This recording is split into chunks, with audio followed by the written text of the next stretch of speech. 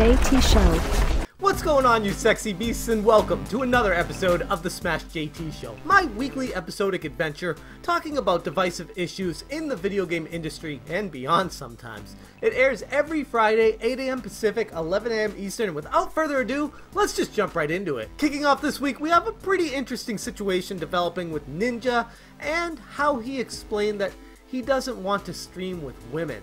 I tried not to play with females, man, just because of the image it presents. Since I have a wife, it has literally nothing to do with that. Why would I want to even risk that image, right? Even if it's totally playful. And it's unfortunate. There are great content creators, female content creators out there, but it's just something that I'm not, super into doing.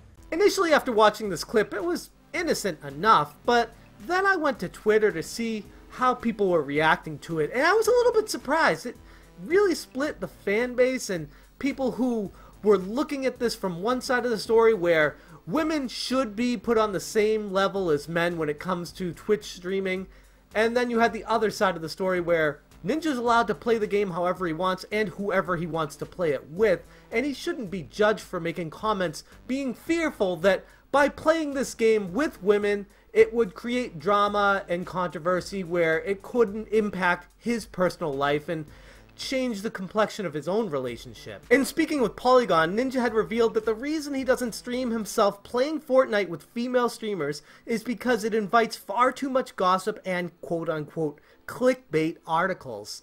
So basically, the whole reason he does not want to stream with women is to avoid people talking about him possibly having situations arise with other women while he's happily married. And for anyone who watches Twitch and anyone who's ever seen previous streams of popular streamers, men streaming with women, and you watch the chat go through, there are some wild things that are said. It's the internet, it's the Wild West.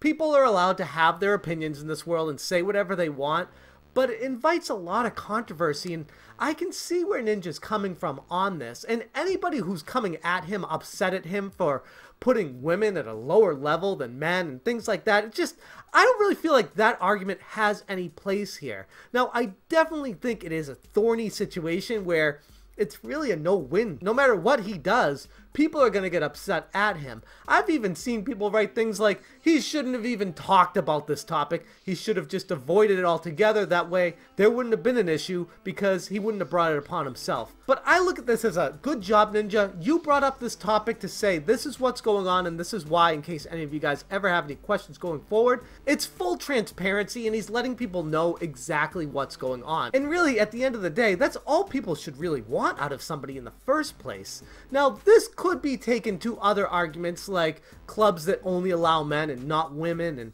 vice versa, things like that, but trying to take it to actually Twitch and saying this guy, because he's so popular, needs to use his platform to play games with women so that women are looked at as equal to a popular streamer like Ninja. I think that's kind of ridiculous, but I'd love to hear your take on this. Do you feel like Ninja was right in saying he doesn't want to stream with women because he feels like it could invite a lot of drama with his current relationship with his wife?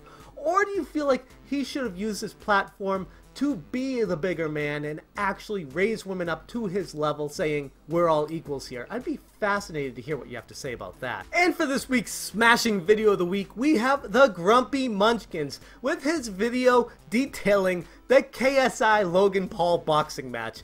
And while I don't typically care too much about these personalities when it comes to watching their videos on YouTube, Grumpy does an excellent job portraying the comical side of the boxing match and what could possibly happen. Now, if you haven't seen this, it's one of my favorite videos that I've seen this week, and maybe even beyond that. Definitely check it out. I'll put a link in the description and let me know what you guys think about that. Look into these eyes. Do you want me? Hey, down here! Guys, down here! Me Keemstar, you listen! You know rules! Me Keemstar! Now say shake hands and come out fight! Me Keemstar! Wow, Keemstar sounds much different live. Yeah, his post-production sound editing crew has to be amazing. And finally, I have to talk about Discord starting to sell video games. Now, Discord is known as basically a chat app on PCs and available on mobile phones where you can have private conversations with followers, and it's almost like AOL Instant Messenger from back in the day if you're not familiar with what Discord actually is. Now they're going to start offering PC games on the platform, and this question I have for you is, as a platform on PC, and this is kind of niche for those of you who actually purchase PC games, but most people buy games through Steam. And there's also other avenues to get it, like Green Man Gaming or even Ubisoft Store or EA Access, all these different areas to get video games on PC.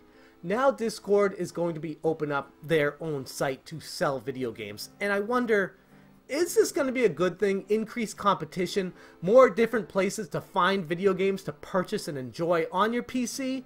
Or do you kind of just enjoy having them all in one place on Steam and you wish it wouldn't get so spread out on the different avenues to be buying these games and holding them in different locations all over the internet? Because for me personally, I love Steam, which is ironic because I also love open free market competition, and Steam kind of completely does away with that for the most part.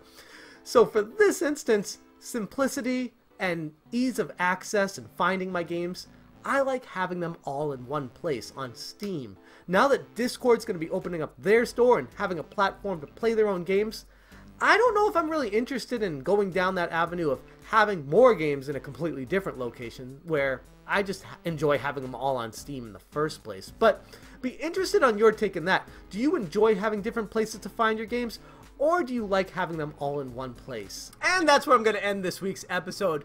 First off, thank you so much to all the Patreons I'm listing right here. You guys make such a huge difference contributing to the success of this channel. If you're interested in joining them, hit that Patreon link below me. You can donate as little as $1 per month.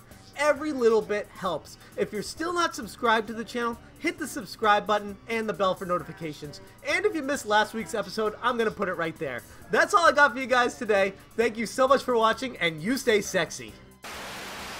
It's blah.